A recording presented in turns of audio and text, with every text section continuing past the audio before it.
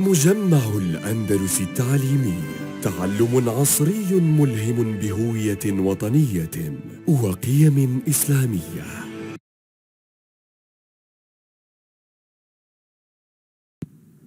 Assalamu alaikum wa rahmatullahi wa barakatuh. Hello dear students, it's me again, Mr. Osama Abdul Rauf, introducing Unit 7, Lesson 1. Follow the clues.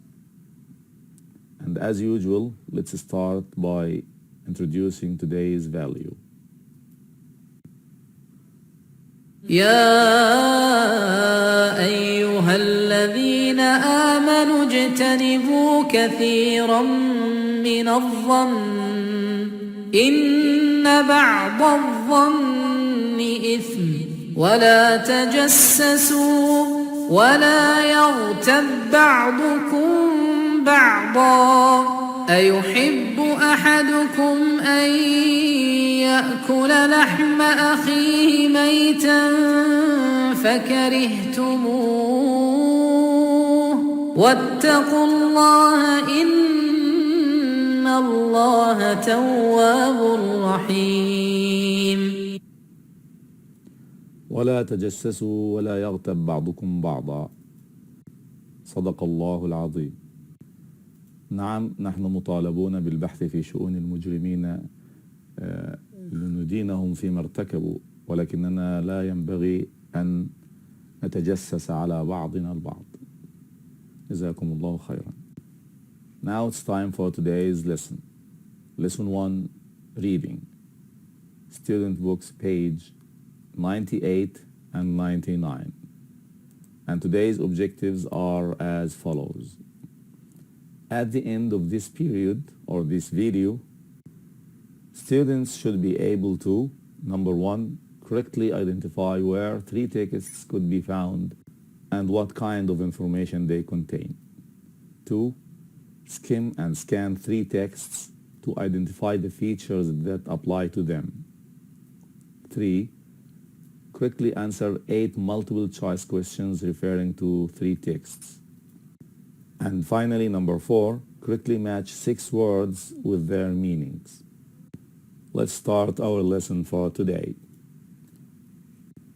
Open your student books, page 98.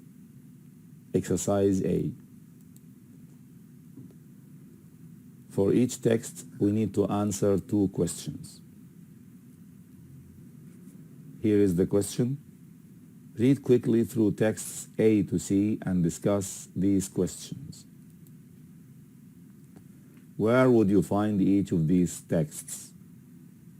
And what kind of information does each text contain? Here is text A. The sign of the 4.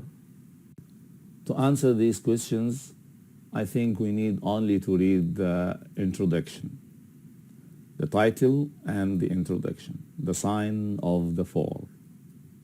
Sign يعني العلامة of the 4, علامة الأربعة. That's the title. Now let's read the introduction. The Sign of the 4 by Sir Arthur Conan Doyle was the second novel. So this title is the title of a novel. Okay? So it was the second novel to feature the famous detective Sherlock Holmes. Interestingly, it was not particularly well received when it was first published. Today, however, it has become more popular. And I consider it to be, without doubt, one of the best stories written about Sherlock Holmes. So, what do you think of the first question? Yes, text A is a book review.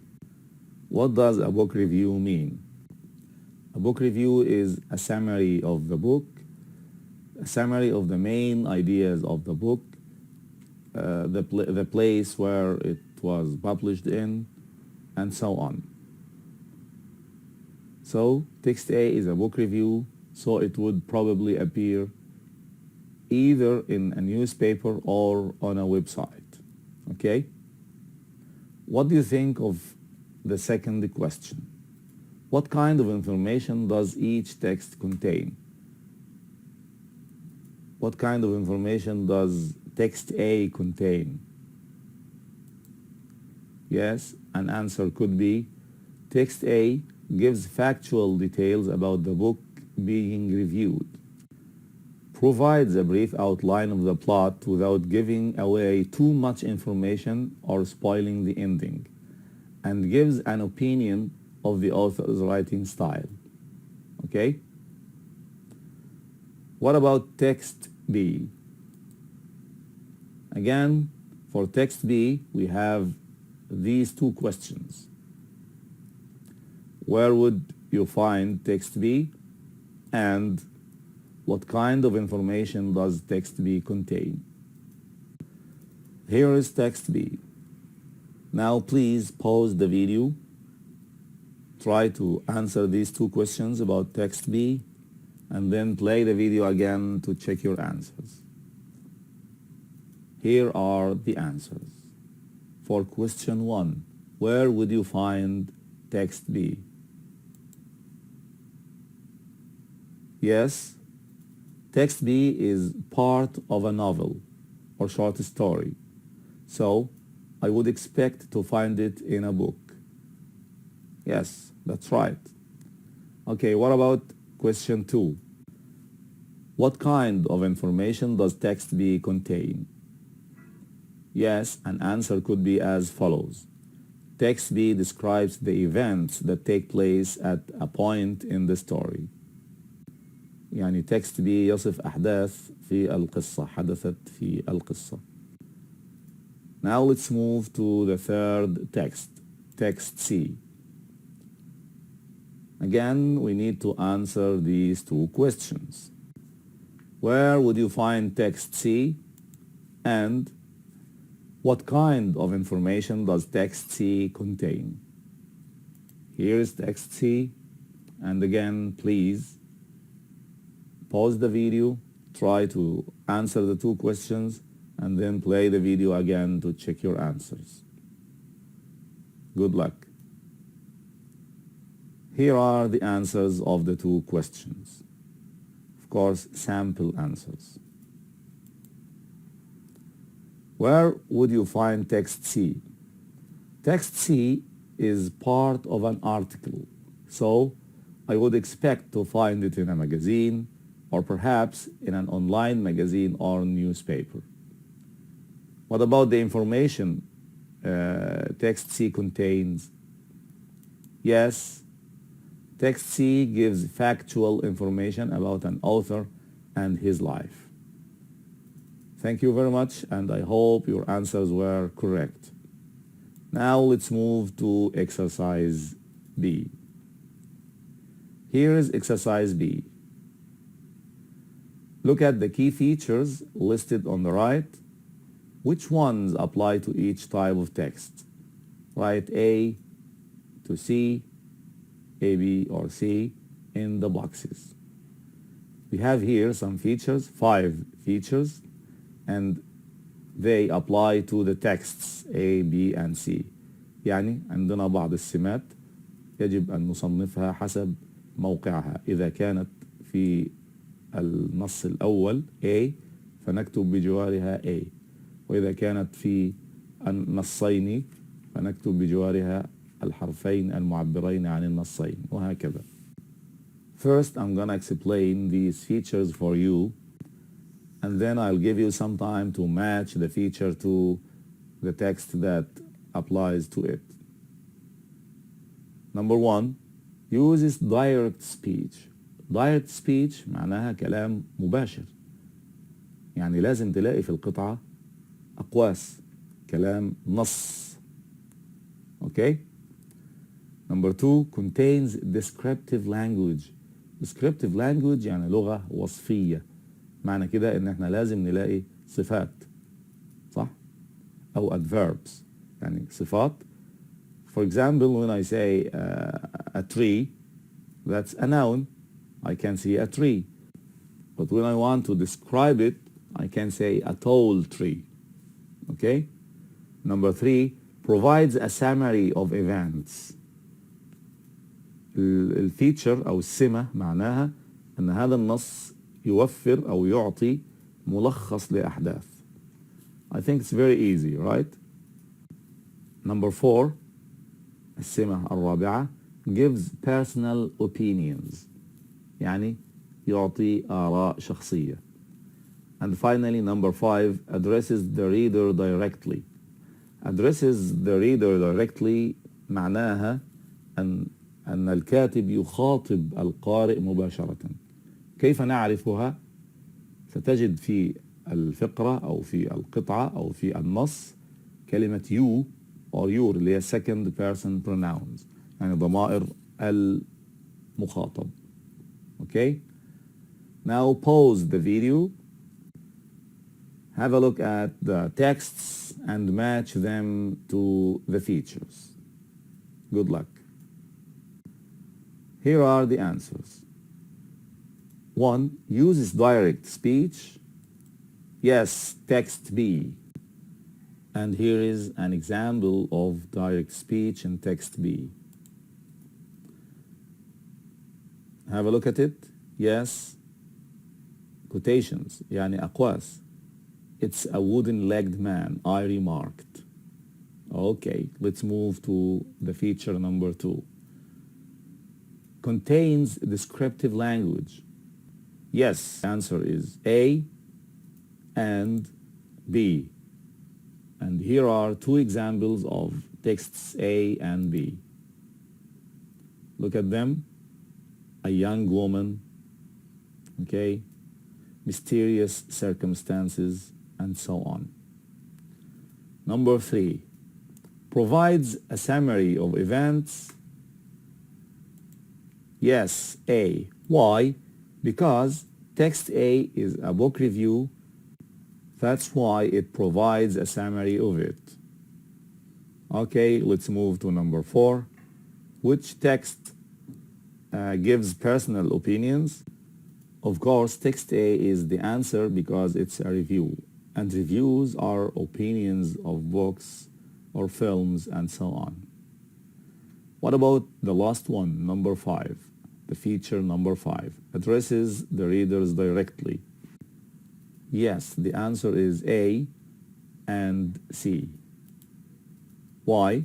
Because in both texts A and C, the writer used the second person pronoun you. يعني استخدم ضمائر المخاطب. I hope this was helpful to you. And now it's time to move on to exercise C. Exercise C.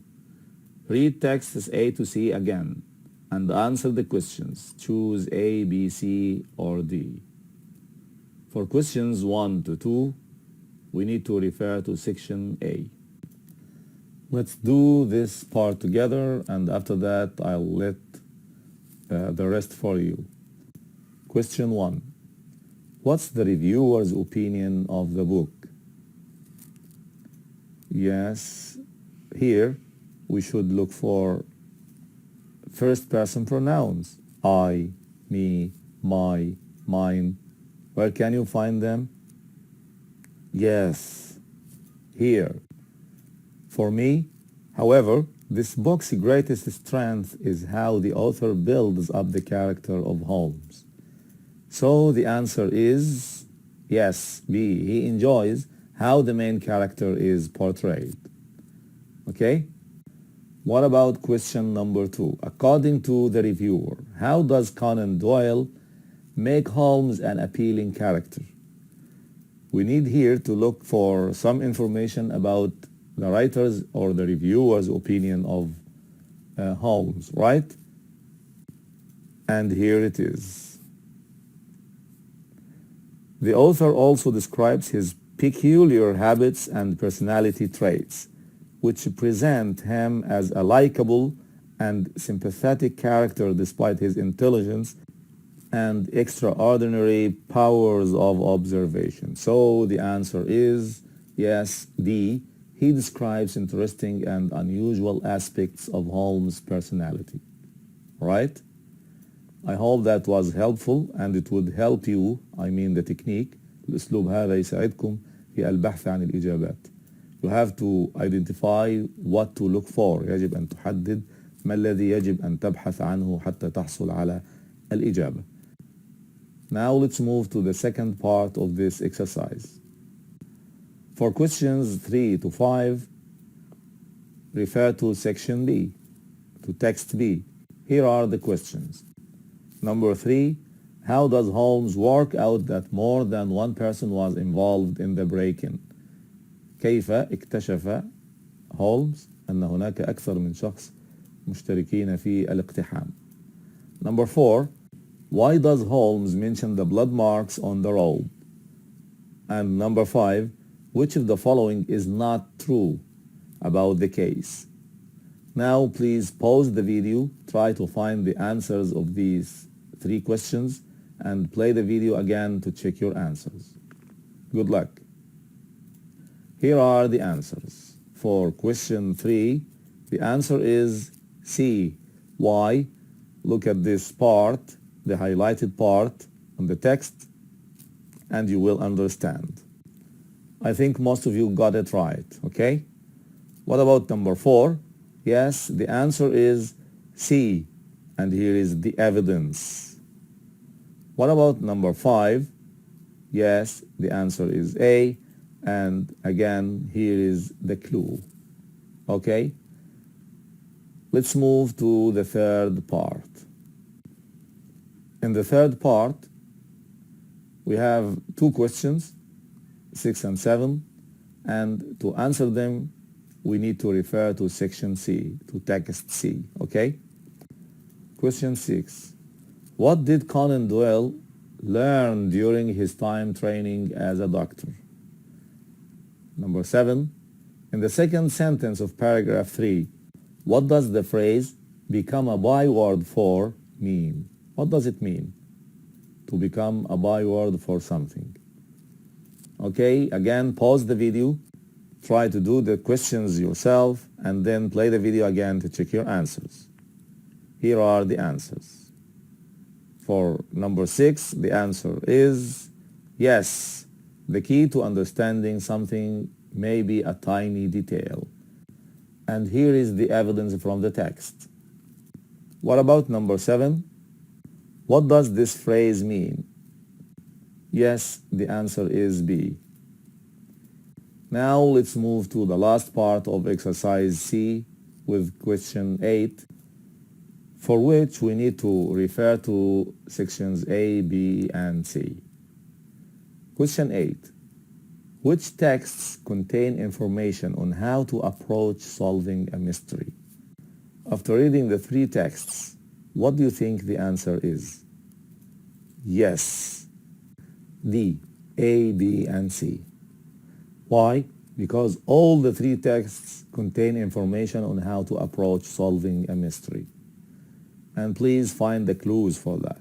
Find the keywords that indicate that the 3 texts contain information on how to approach solving a mystery. يعني الثلاثة يحتوون على معلومات كيفية الاقتراب من حل لغز.